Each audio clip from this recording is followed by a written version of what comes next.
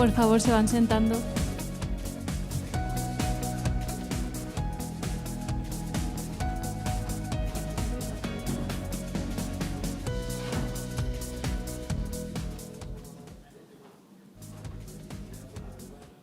¿Empiezo ya? Vale.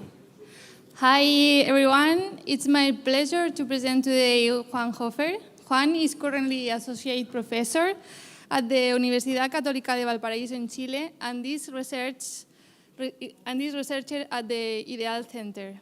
With a PhD in biology, his research focused on the interactions between the physical and chemical conditions of the ocean and its biological components, with particular emphasis on polar ecosystems and climate change.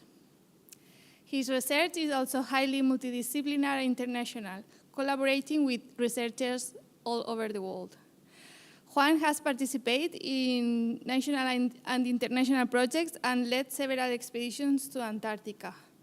He has a leading position in the Southern Ocean Observing System and Climate and Cryosphere Group of the World Climate Research Program, and is core member of the Marine Ecosystems Assessment for the Southern Ocean. In addition to research, Juan is totally committed to science outreach, and it's easy to see him in press, radio, and TV in Chile.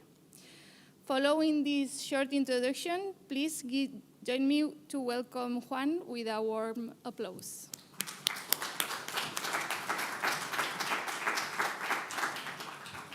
Thanks, Mireia, and everybody. Be here in such an inspiring place, giving the talk. So before starting, I want to ask if someone struggles or rather has me speaking in English than in Spanish, please raise your hand. If not, if everybody speaks Spanish. You struggle? No, don't worry, I can give it in English, I don't care.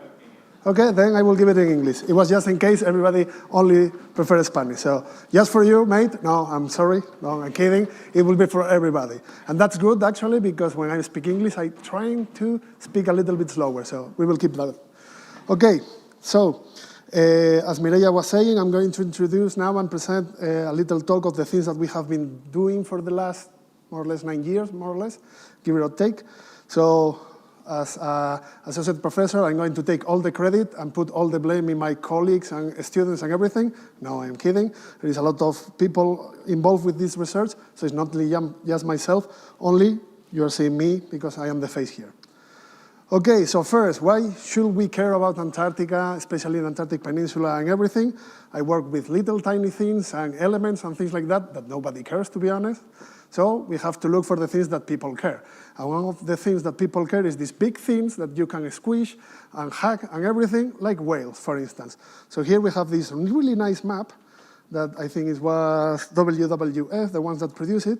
When you see it like this, they call it blue highways, where you see how the whales migrate. And if you look closely, you will see that the western part of the Antarctic Peninsula is a hotspot, it's a feeding ground.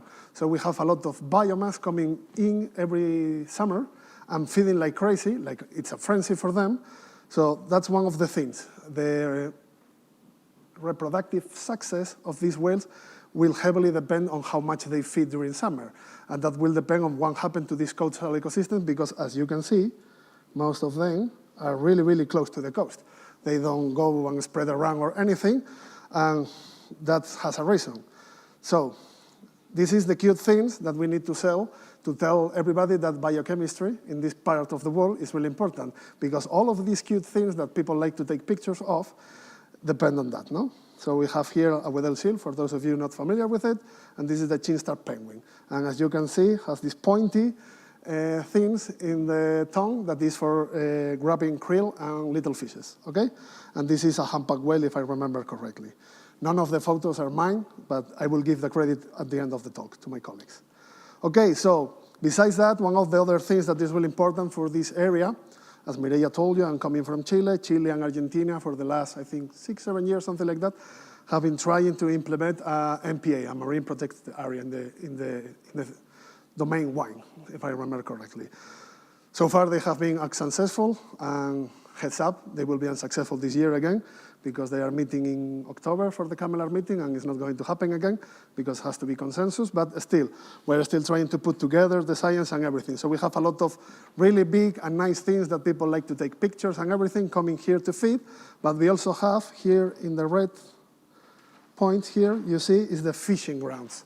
So we have also a high impact of the industry, okay? It's a lot of fishing happening in the area, and the fishing season is extending because now we don't have much sea ice. We will see a little bit of that afterwards. So there is no sea ice, and there is a lot of fishing. Now the agreement that was before has been broken, so we have come to the previous agreement. So the quota can be focusing only one point. There is not division, small divisions of the quota. So for instance now, sometimes what happens is they go to one place, it's a really good place for fishing, and they cover the quota there in 2 months, something like that. So this is the area. So this is why it's important. We have fishing, and on top of that, we have a tourist industry. For any of you that has gone through the Spanish program, you also go there. You will see crazy amounts of vessels going in and out, the cruise liners that now we have in King George Island. They visit us like every 3 days or something like that, and sometimes it takes like 5 planes to fill them up because they are twice or 3 times the size that they used to be. So, and it's increasing. This last season, I think it was 140,000 tourists in the Peninsula area. All of them, or most of them, landing in the Peninsula area. Okay, so as you saw before, the big things that go down to eat and have a feast during summer, they don't do bikini operations, the whales. They go in summer here to feed. They go close to the coast, and this is because the Southern Ocean, okay, is a high nutrients, low chlorophyll area. That means that we have a shitload of nitrogen, phosphorus, and everything that the microalgae needs to grow, but there is only a few of them. And this is because, mostly because there is a iron deficiency. So the waters are really lacking in iron, and as you can see here by the colors of this image, most of the phytoplankton is close to the coast. That means that probably the iron deficiency closer to the coast is alleviated. Okay, so you have a lot of microalgae, phytoplankton, and things growing close to the coast. Krill eats that, so goes close to the coast, and following the krill, you have the whales, the seals, the penguins, and everything.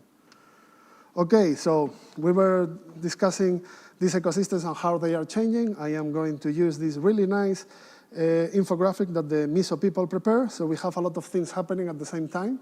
A lot of them, or most of them, are not happening in Antarctica, are things that are happening elsewhere and have an impact in Antarctica. So we have a lot of oceanic and oceanic drivers that are related to climate change. So we have changes in the amount of iron supply. Back in the day, everything changed in the atmosphere due to the ozone loss and the ozone hole and everything. Temperatures are rising, then we have ocean acidification, more CO2 coming into the atmosphere that then goes into the ocean.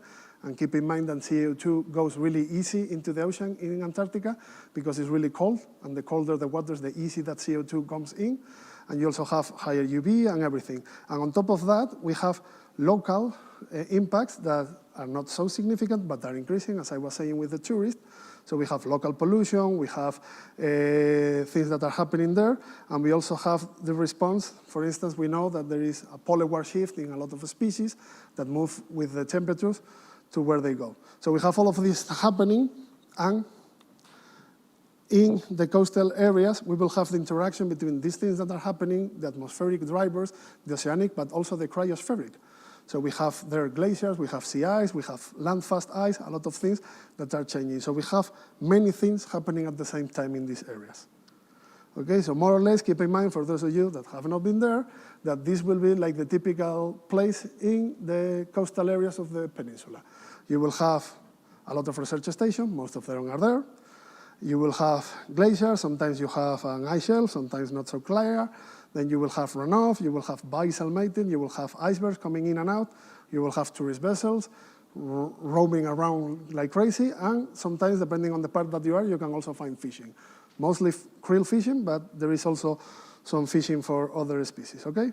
So the thing is that if you are so close to the coast, and we see before in the picture that the phytoplankton and the microalgae are closer to the coast, is there an iron deficiency in these waters? So that's one of the things that we look into that. So, but before that, and you can take a rest of hearing me, I will show you, for those of you not lucky enough to have been there already, how these ecosystems looks.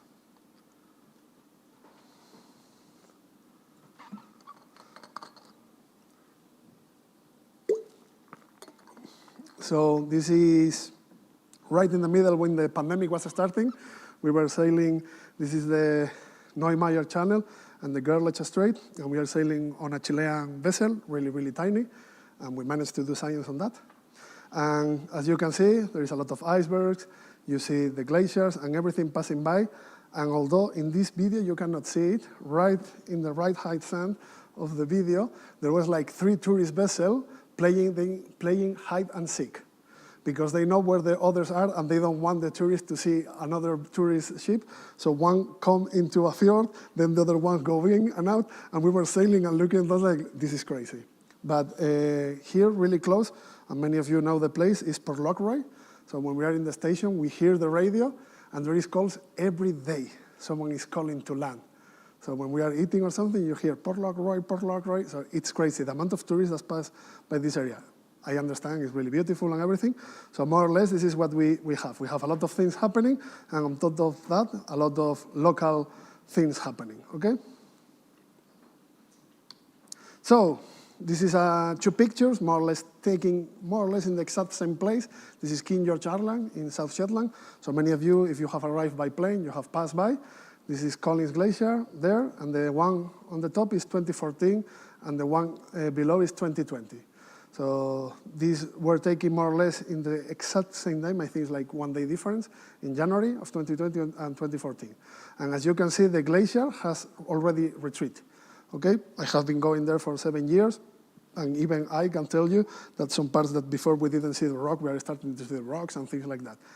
And keep in mind that this is one of the islands where the glacier, until quite recently, was not retreating, because the amount of clouds and everything on top of the island has been a lot during the last 20 years, so the temperature has not risen so much in the last 20 years, but now it's starting to melt really, really fast. As you can see in the right-hand side, there is a glacier sweating. I think this is late December or early January, and you can see this doesn't look like much, but when you have 1 kilometer of glacier, drop, it's a lot of fresh water coming into the system, okay?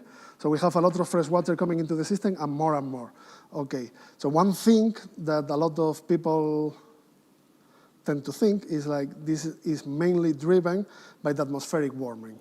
Okay, so the atmosphere is becoming warmer, and we know in this area there has been a few papers out about atmospheric heat waves and everything, and the record was set in Esperanza Bay a few years ago that they measure a really, really high ambient temperature, okay? But it's not the only thing. We also have marine heat waves, and more of them, okay? So this is for this bay specifically, really close to this glacier. And you can see here, okay, everything that goes above the black line is a marine heat wave. When you have 3 days consecutive that are above that threshold, you will have that problem. So here you see 1 in summer and 1 in summer, okay? This is the ones that we studied in this article, but now we are working, as you can see here, in winter. We have like these crazy that last really, really long time, like 100 days, 100 and something days. So this is one of the reasons why during winter there's no sea ice forming in this area of Antarctica anymore, because they are suffering continuous heat waves during winter, okay? So we have these heat waves, marine heat waves, that are coupled with atmospheric forcings. I will show you afterwards. So you have the ocean, doesn't seem to us like it's increasing, the temperature is increasing like crazy, it's like 2-something degrees, but it's enough to start melting the glaciers a lot. So you can see how the water, the seawater is carving them underneath, like it's eating them from below, okay? So here you have SAM, the Southern Ocean, Southern Annular Mode, okay? It's positive and negative, and you can see here we have 2017, 1 marine heat wave. This is the longitude where we are, and this is in 2020 when we find the other one during summer. And as you can see, in the months before, SAM was really negative, okay? We have a really, really negative SAM, and what this means is that it allows the high pressure centers move a little bit south and allows the northern winds to come closer to the King George Island. So we have suddenly a lot of warm, even sometimes we have rain, to be honest. So we have warm air masses coming in, and they start forcing, so the surface of the ocean becomes warmer, and we have a marine heat wave, okay? By the way, I forgot, you can scan the QR codes, they will bring you to the papers, okay? Everything that is published, I put a QR code. If I'm not working, just let me know.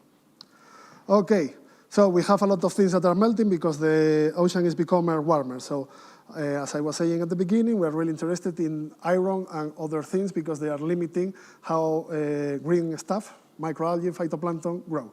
And that's the things that I care about, so let's look into that. That's what they said. So we start collecting a lot of surface samples for trace metals.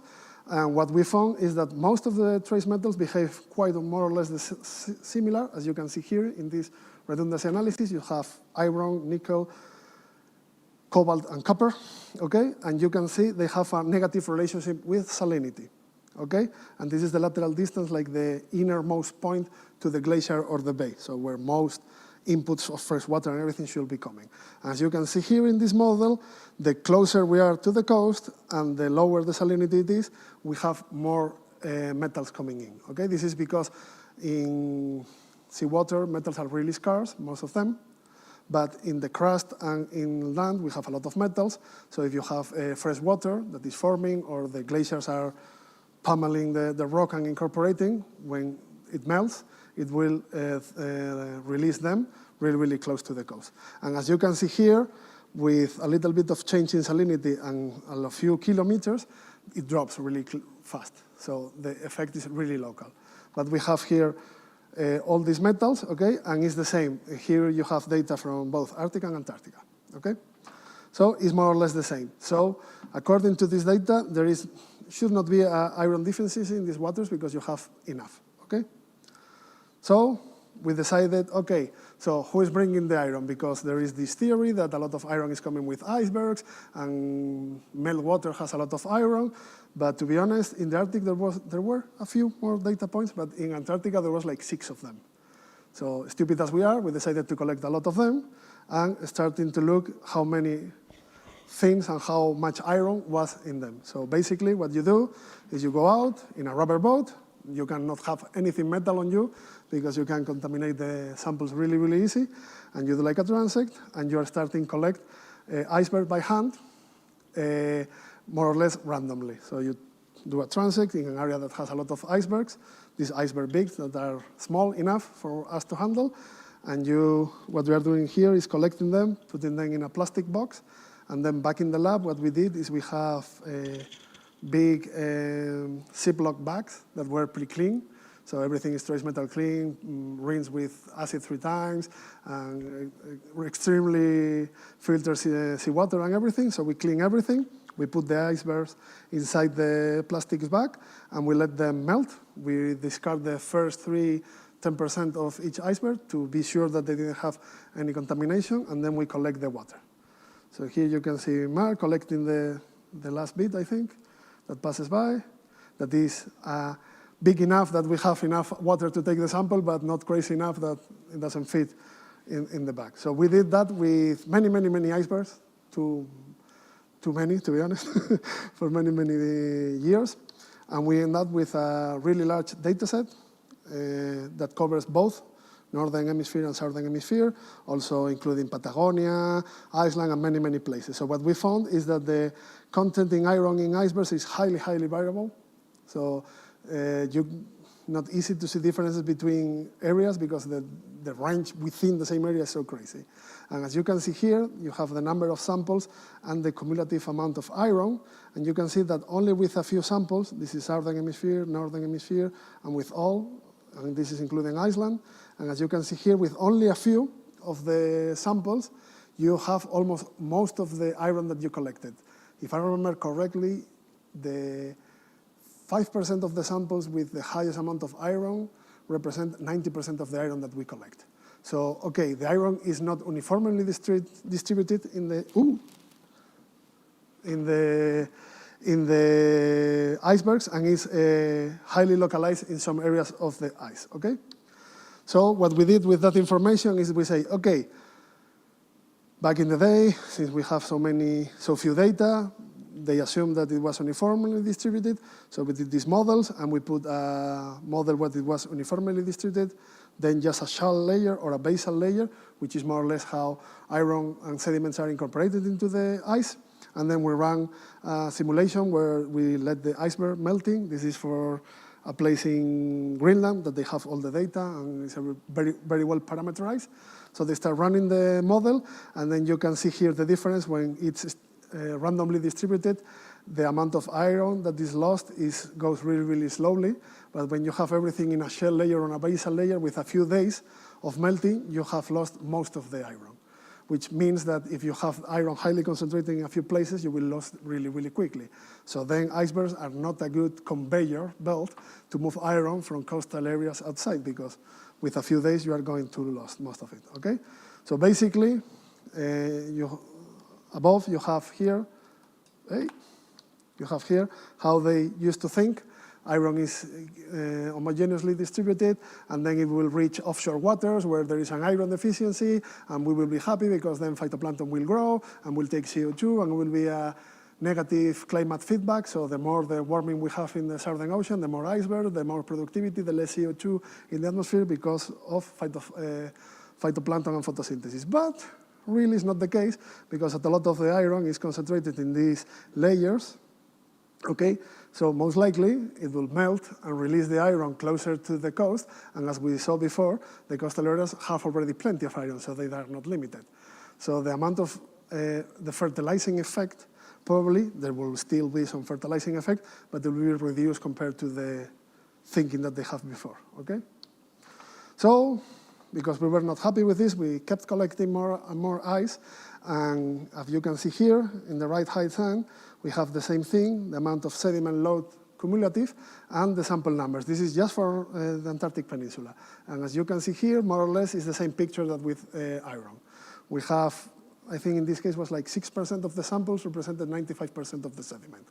So you have a lot of the sediment just in a few samples, and the rest is more or less clear ice. So most of you, if you have been there, you have seen this. From time to time, there is like a dirty ice that is full of sediments and everything, but a lot of them are pure blue or white with almost only fresh water in it.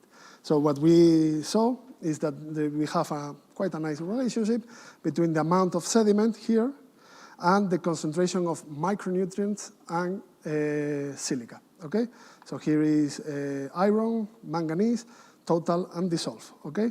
So, and we have a quite good relationship, and also with silica, but not nitrate or phosphate, which means that when you have more fresh water coming in, if the fresh water is bringing in sediments, it will bring these micronutrients plus silica, but for instance, phytoplankton also need nitrate and phosphate, and you are not introducing that into the system, so you will dilute the ones that are already in the seawater.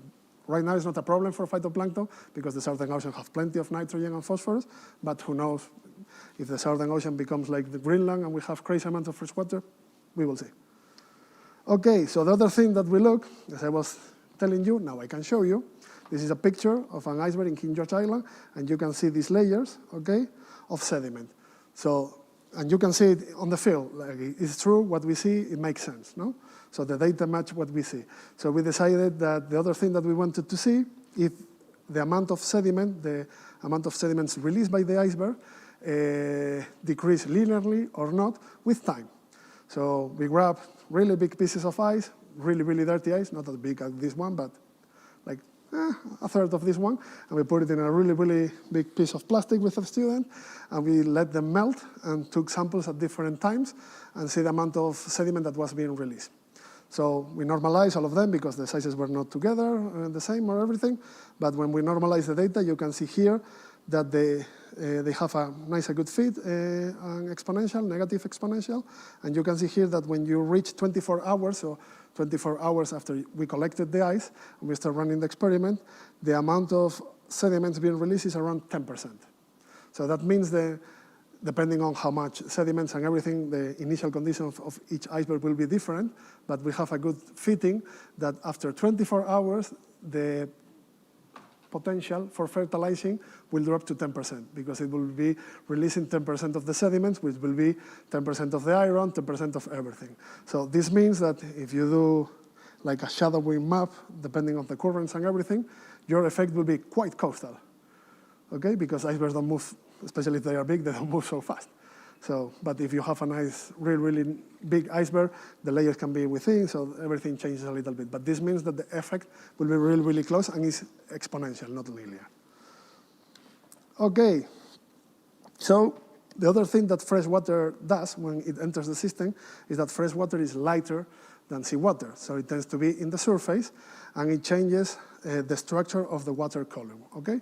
So for those of you that doesn't work in the ocean, when we have the temperature and the salinity like this, and is in a flat line, everything is mixed and homogeneous and everything, but when we have differences in temperature or in salinity, it means that we say it's stratified or more stable, the water column, no?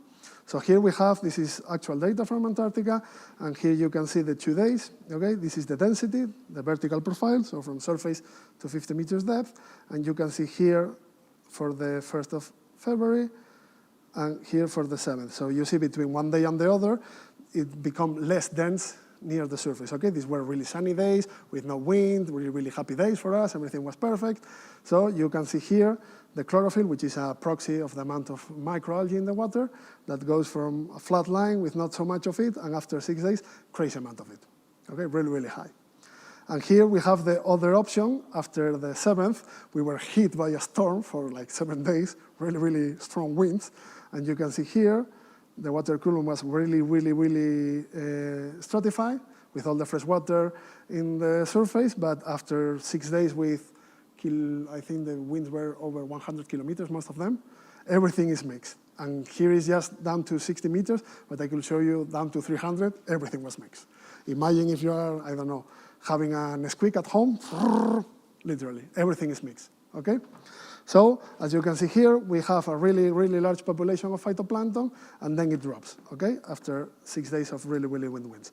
So with all this information, we put all together the data, and we see a nice relationship between the changes in the water column stability and the phytoplankton biomass. So when it changes from less stratified to more stratified, the population tends to grow, and when it's the other way around, it tends to reduce, okay? And you will say, why should I care about microalgae? There are tiny things that nobody cares about, okay? But they are important because 40% of the CO2 that the ocean is uptaking is being uptaken in the Southern Ocean. And a lot of it, as we saw before, is by phytoplankton in the coastal areas where there is no iron deficiency, okay? So more or less at the same time, we were measuring the primary production rate. And here, these ones, the one here in yellowish color, is one of the highest ever recorded. It's like really, really high. But it was crazy. When we were throwing nets and things, you can see the water was almost like brownish. The amount of stuff that was in the water was crazy. And we saw a lot of krill eating, a lot of seals and everything. So obviously it's important how this changes and the amount of fresh water that comes in and how stratified is the water column, okay? Because phytoplankton want to be in a stratified water column, so they are close to the surface where all the sun is, okay?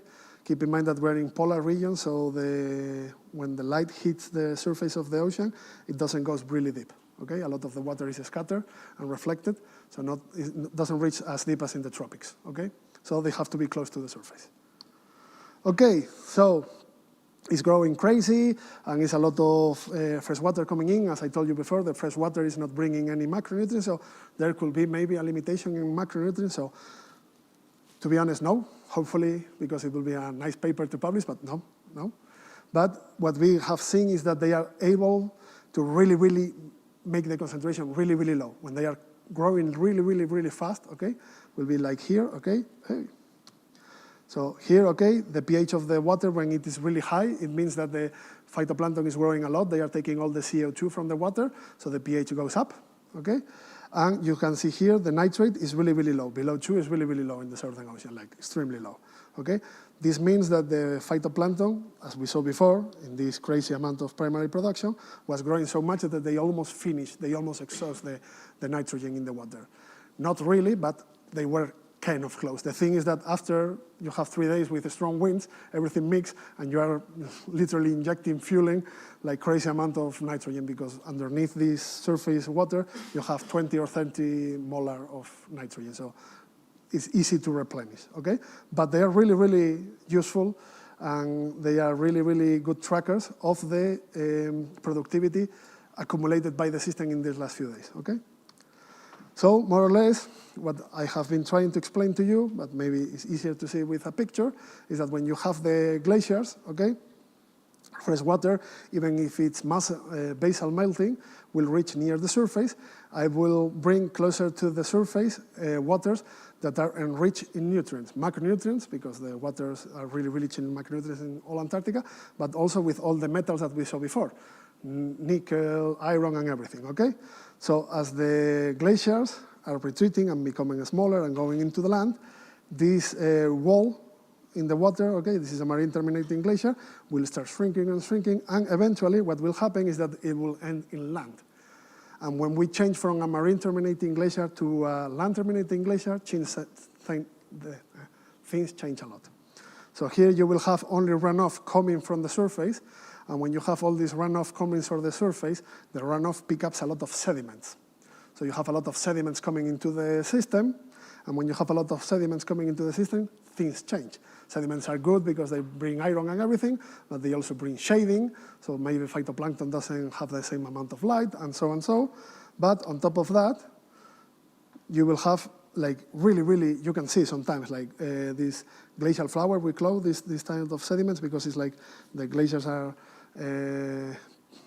pressing everything, and you have some of these icebergs. This is not from Antarctica, this is Patagonia, but we have seen similar in Antarctica where most of the ice actually is sediments because the outer layer already melt and you have this, and then when it melts, you have a plume of really darkish waters that are like things. So this is from Antarctica, okay? And this is a really big piece of ice that we took the picture when we were sailing by, and you can see this plume that goes in the back. It went for like, I don't know, like 450 meters, 60 sometimes, and you can see all the sediments that was being released, and you see the sediment plume, okay? So here we have the little krill saying no bueno, because when these things happen and we have a lot of sediments in the water, krill reaches the beaches and they die. Okay? It's because krill, this thing that has this green little dot in the middle, is a vacuum machine that vacuums everything in the ocean. They don't differentiate. It doesn't care if it's algae, if it's a living thing, like a copepod, a small crustaceous, or whatever it is. If it fits within the mouth, it will go in, and they will eat it. Okay? So the thing is that they are not able to distinguish between the sediments and the microalgae. So they eat it up. It kind of becomes concrete in the digestive tube, and they die, and they reach the beach, okay? This is stranded. This is a nice paper from the Argentinian colleagues, but this was published before I went to Antarctica ever, but I have seen this twice, okay? So it happens from time to time. It can also happen to this little thing here. It's a Salpa thomsoni, so this can also happen to them, and also to copepods, which are the little crustaceans, okay, that are really common in the water. So this, again, is for Patagonia, but we have seen the same in Antarctica. And you see the amount of inorganic matter, so the amount of sediments in the water, correlate really good with the amount of copepods, the proportion of copepods that were dead in the water, okay? And this is really important because it changed the biochemistry, because it's not only changing the community and changing everything, but it's also changing the amount of carbon that reaches the sediments, because then you have a pools, some of them will strand and arrive to the beach, but then they also start sinking. So this is a sediment trap that we were having in these fjords, and you can see here, normally what you do when you have a swimming thing, you discard it. They swim in the trap, but they were not really sinking. But we apply a technique that allows us to differentiate, and you can see here in black, we have the carcasses. So you are adding carbon and a lot of nitrogen to the benthos. So it's reaching the sediments and will change how much organic matter is being remineralized and everything in these areas, and it's the same in Antarctica. So it's not only changing the community, it's not only killing the zooplankton, but it's also maybe making easier to have events of really low oxygen in the sediments. Okay, but it's not the only thing that is coming with sediments, okay? When we show you before the analysis for all the other metals, nickel, copper, cobalt, and everything, I left out lead, okay, plomo, because it behaves really differently. So we say, no, we need to do another thing for this because it doesn't relate to any of the other metals. So as you can see here, it doesn't have such a good inverse relationship with salinity and kind of does its own thing. We don't know why, but goes another way. So what we start looking into is if the amount of lead in the water samples that we took, both in Antarctica and in Greenland, related with the amount of sediments in the water. And you see here there are different types of sediments, and we put them with different concentrations, and we let them, I think it was for 2 or 3 days. We let them stay, incubated for 2 or 3 days, then we collected the water again, and we took a sample to analyze the amount of lead being released by the sediments. As you can see here, the higher the particle load, so the more sediments that we have in the water after 3 days, the more lead that we are going to have in the seawater. This means that the sediments are releasing lead into the seawater, okay? And this here is the same thing, but we did it with different temperatures, okay? So you see here in blue is at 4 degrees and red at 11. So the warmer the seawater is, the more lead that is being released, okay? Sometimes we are maybe not the smartest people in the world, but we did this not because we are crazy, but because a glacial flower has been proposed by many people as a natural-based solution to remove CO2 from the atmosphere.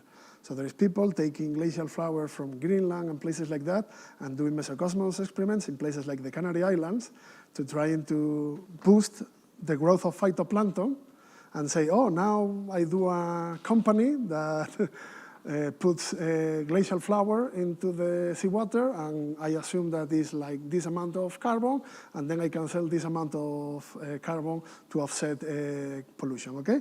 Which sounds really nice, but at the same time, you're releasing crazy amount of lead into the water. And as we know, it's a pollutant, quite a heavy one, okay? Again, we don't care so much about the pollution for the phytoplankton and things like that, but the cool thing is that the higher the amount of chlorophyll that you have in the water, the more that we find lead. Okay, this is not because phytoplankton is producing lead, but because the lead adheres to it adheres to the particles, to the sediments. It adheres to the outer part of the phytoplankton, and the phytoplankton will be eaten by these guys that they don't differentiate. They eat whatever the thing happens to be close to its mouth, and then these things will be eaten by the whales and by the penguins, and they will have problems because they will affect and they will be polluted and everything. So it's a problem, okay? And if we use krill to do supplements and things like that, this is one of the main things that we fish krill for, there will be a problem if we eat them, so not nice to have lead in the water. Okay, so one of the things that now we are working is that we see not only 1 year, but for many, many years, that there is a really nice relationship between how stable the water column is and the amount of chlorophyll, so the amount of phytoplankton that we have in the water, okay? We have a nice relationship over the years, and more or less what we have here is from spring towards summers, the water column becomes warmer, as you can see here, and you have here these brackish or fresher water plumes coming into the surface. It makes a little bit more stable the water column, and then you have chlorophyll. So more or less, this is what happens, okay? And this is important, as I was telling you, because then the phytoplankton will uptake CO2, and this will make the coastal ecosystems of the peninsula a sink for CO2, okay? But what happens? This sink of CO2 is always the same, it's not. So we're still in a really, really early advance. We have 2 years analyzed. We have another 4 to go. But we have seen is that there is huge variability between years. And when the years are different, sometimes the results are really different. Okay, so here we have 2 years, are consecutive years. So this is 2021, 2022, 2021, 2022, 2023. Okay, so 2 consecutive years. And you see here the same pattern, cold water at the beginning, really, really warmer at the end, a little bit of fresh water here and here. But check that the temperature in this second year is way warmer than the previous one, okay? So this second year, I can tell you now, the paper is almost finished, was a marine heat wave, okay? It was crazy, crazy high for Antarctica. Again, it's like 2.7 or something. Still really cold, but really, really warmer, okay? And you see here, more fresh water coming in. And, okay, the marine heat wave was coming from the previous winter, so the oxygen, the nutrients, and everything was really, really strange compared to the other 3 years that we have. And here we are checking the amount of CO2, the flux between the ocean and the atmosphere, which is one of the main things to see if it's a sink or no.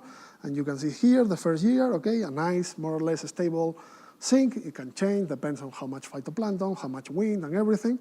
But the second year, this is the crazy thing, the amount of CO2 being taken by the ocean was way less, and we even find some times where it was outgassing. That means that the CO2 is coming from the ocean into the atmosphere, okay?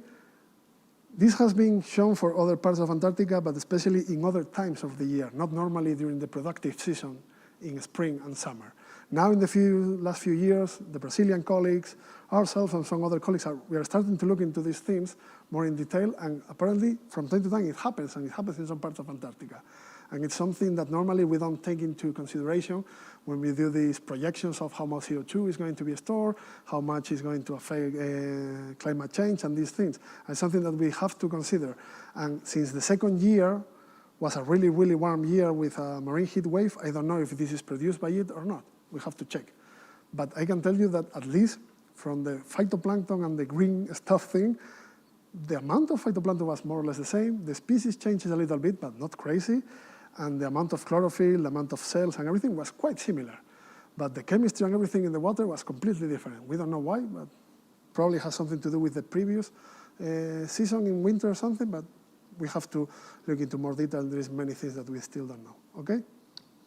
So, as I was telling you, these things is not only important because it has a lot of CO2 and it's good for the reducing or mitigating the climate impact, but because this green stuff that I care about is eaten by the krill, and then a lot of these things, this is South Georgia, okay, go and eat these things, and there is tourists that pay a lot of money to go and take pictures of these things, okay? Again, here, keep in mind that we will have all these penguins, these leopard seals and everything that directly or indirectly rely on krill. And to finish with the star of the show, we will have here krill and a nice video of krill swimming to relax you before finishing. Bye.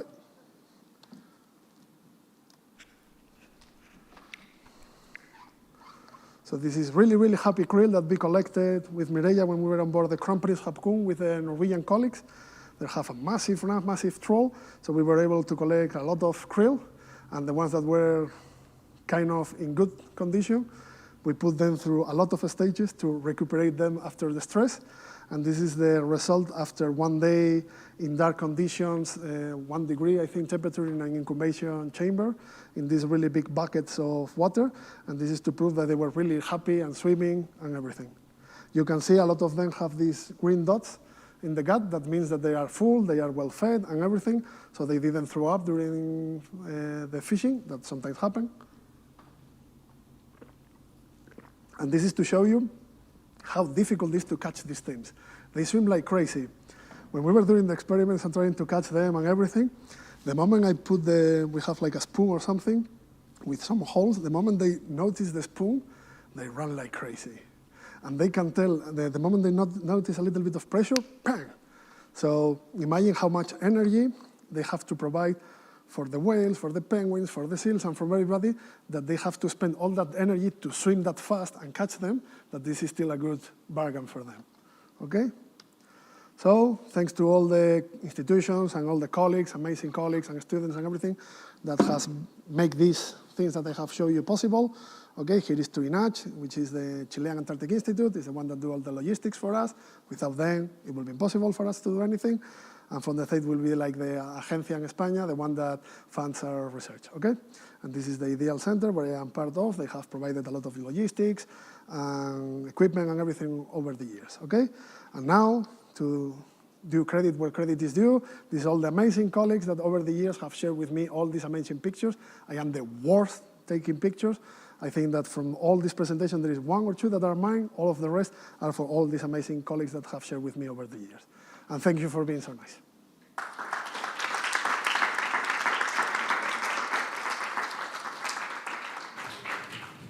And now it's time for questions. Remember that you can ask in Spanish if you prefer.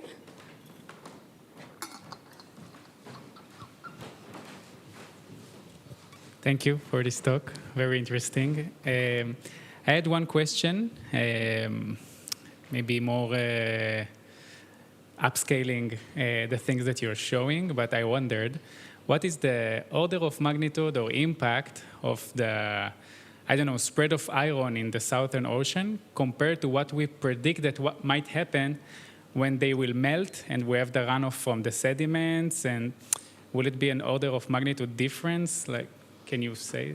Yeah, more or less around that. So keep in mind that the colleagues from the US program, they have taken samples for, I think, 3 years, consecutive years or something, measuring trace metals. And you can see the influx coming from the coast.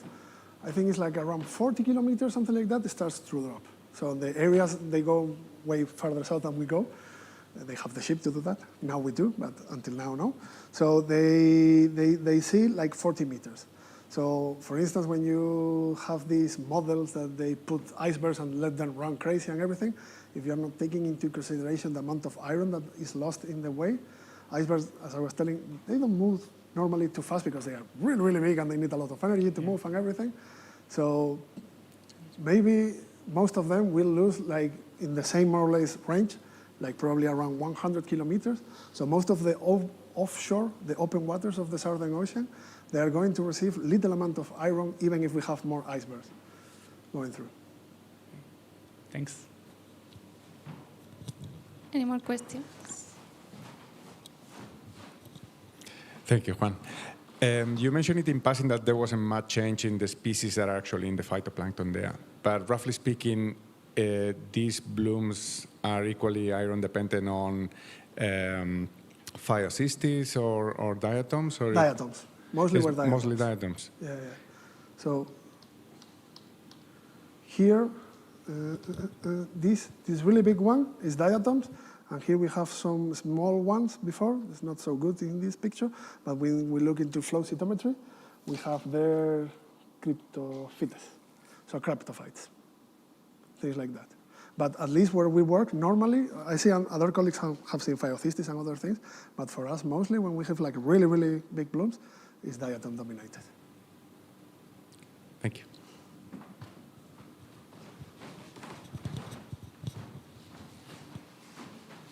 More questions? I have many questions related to this, or maybe you can explain us why krill is so important in the Southern Ocean and why there is krill fishing pressure, because we don't eat krill, right? Yeah, you can, to a certain degree. Okay.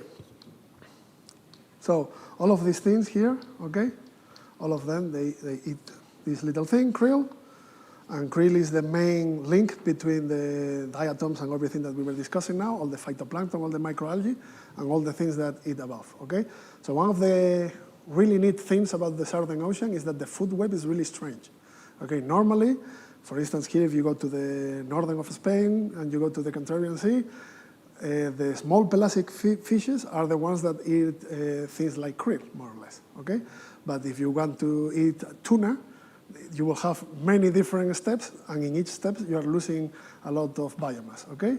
In the Southern Ocean, you have the jump from krill, okay, it's big, but not crazy big, it's like this big, more or less, like my finger, and then you have whales that weigh tons. So the change in size in one step, in only one trophic link, is huge, and that allows the Southern Ocean to pump a lot of energy to really, really big things, okay? Krill, this thing here, okay, green thing, has a lot of energy because it has a lot of fatty acids on them, okay? The diatoms and all the phytoplankton in the Southern Ocean tend to have a lot of fatty acids, so they are really, really rich in energy. So the krill acts like a packing machine of everything, and then the whales and the seals and the penguins and everything will eat energy. So it depends a lot of it, and a lot of the functioning of the biochemical cycles and everything depend on krill.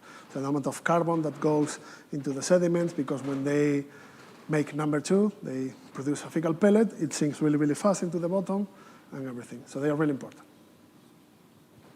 And the omega-3s?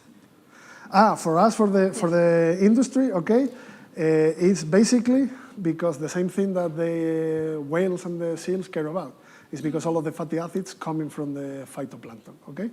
So most of the fishing of krill, the product that they have the most revenue out of is krill that is not being smashed, so it doesn't lose the fatty acid, and then they extract the fatty acid and they put it in pills and you can take it, for instance, as a supplement. The other thing that apparently right now is a really, really high thing is to make with krill glacial fish flour to feed salmon, because then the salmon is really, really orange and more expensive, and they can sell it for more money. And apparently it's good because then the salmon is more healthy and they tend to die less and everything. That's what I have learned in Norway the other day. Apparently the Norwegians are using it a lot. There is one question more. Yeah, thanks for your talk, very interesting. You mentioned that lead was a huge pollutant agent and can cause contamination from diatoms and then to the krill. Have you observed some kind of effects in the krill physiology, or, for example, their ability to breathe or something like that? That I am aware of, nobody has seen that. To be honest, in the Southern Ocean, normally we don't see crazy amount of lead. You can find places really, really close to the coast where you have sediments and everything that is high, but normally you move a little bit and it drops really, really fast. So for krill right now it's not such a big thing, but as I was saying, there has been a lot of push for using glacial flour as a nature-based solution. It has even been put in the, I think it was not I don't know if it was the last one or the one before, in reports from the IPCC. So it's being pushed, and there is a lot of people putting money on that. And as I was showing, since the amount of lead being released depends on the temperature, and they are not planning on releasing the glacial flour in the Arctic or in southern Antarctica, around the Southern Ocean. They are thinking about in areas where the phytoplankton is really not a big thing to drop, and that's areas where the ocean normally is really warm. So the combination is not good.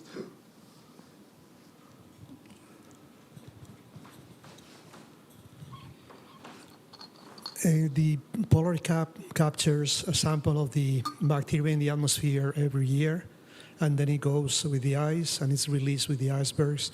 So when I was seeing you collecting these chunks of iceberg, have you ever looked at the bacteria being released from those chunks of ice? You can ask Mireia, because we have done, not from the iceberg, but from the streams. So we have some samples that I think they are already sequenced, more or less. Las muestras de los streams. Sequenced already, no? I think. They have been sequenced. So we know that, for instance, all the glaciers stream, and from the glaciers, the waters are coming with a lot of bacteria. We have counted them, and now we have the taxonomic affiliates of some of them. From the iceberg, I assume there should be some there, because sometimes we can see in the sediments, sometimes you can see diatoms and things like that, that maybe were pushed with the wind or something, and then a lot of ice packed them on top of that. So sometimes we see in the sediments within the icebergs, we have seen a few diatoms and things like that.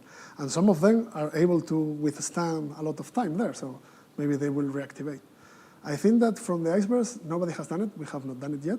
But from the glaciers and things around it, yeah, we have the data. Nothing, I think it's really, really preliminary what we have right now, but we're starting to look into that. It's really interesting.